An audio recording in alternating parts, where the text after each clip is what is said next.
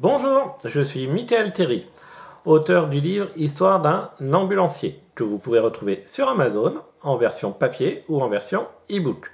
Je vous mets le lien sous la vidéo. Alors aujourd'hui, on va parler d'un sujet qui intéresse tout le monde, l'argent. Combien gagne un ambulancier diplômé d'État en France? On va essayer d'y répondre.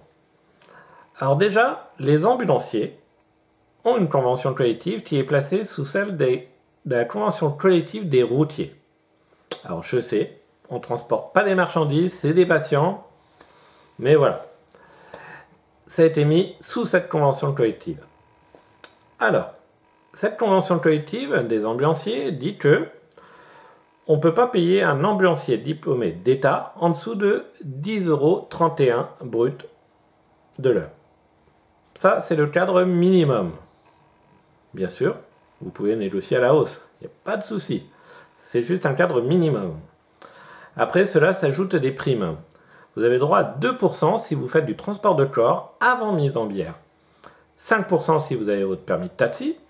10% si vous faites de la régulation et ou de la mécanique. Par exemple, les vidanges des véhicules.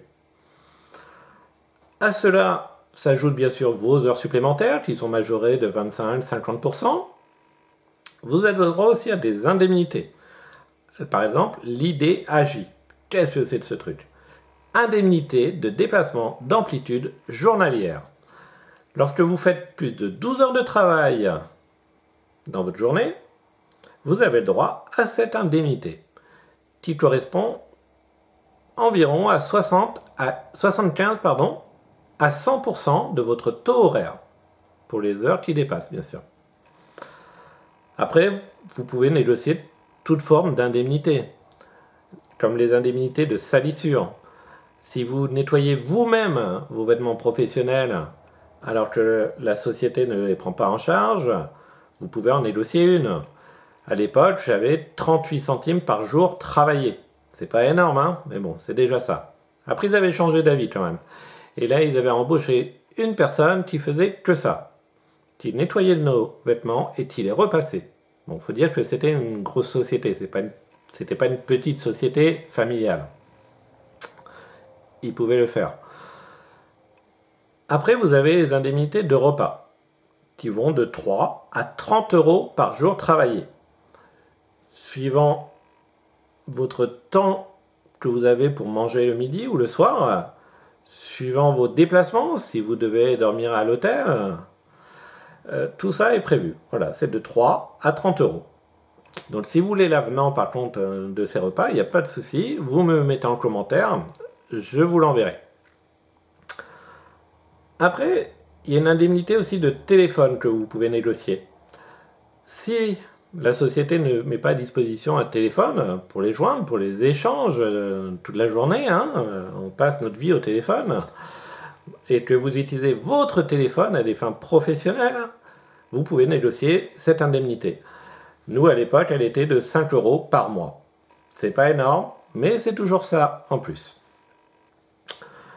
Donc, voilà. Vous avez aussi la prime de jour férié, qui est un peu moins de 20 € brut par jour travaillé. Donc voilà. Après, ce qui va faire la différence des salaires, c'est suivant comment vous allez le négocier, bien sûr, mais que vous êtes dans une petite société familiale ou dans une très grosse société. Les petites sociétés familiales, souvent, on est payé entre 1200 et 1400 € net par mois.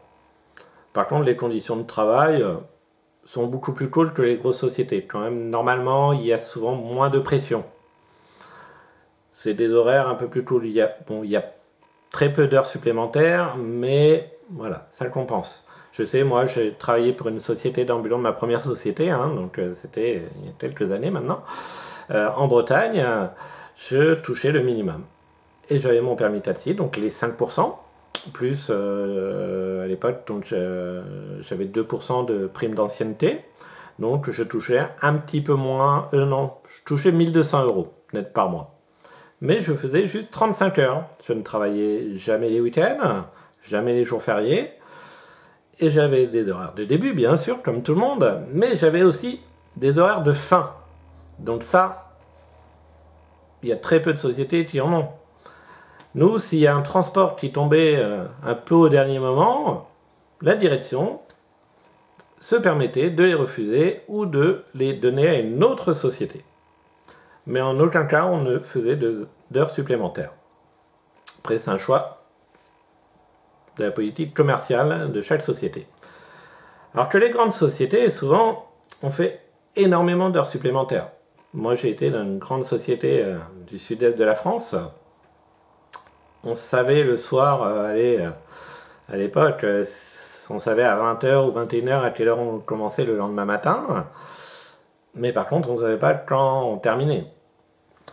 Des fois, on faisait des journées qui allaient jusqu'à 15h. Donc la vie de famille, c'est compliqué. Il faut s'arranger, surtout quand on a des enfants.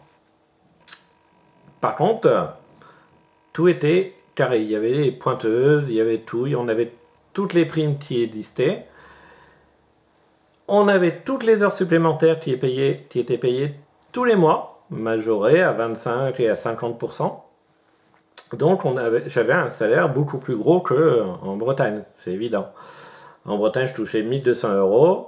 Dans le sud-est de la France, j'étais à entre 1500 et 2000 €. Et j'ai même fait des mois à 2500 € net par mois.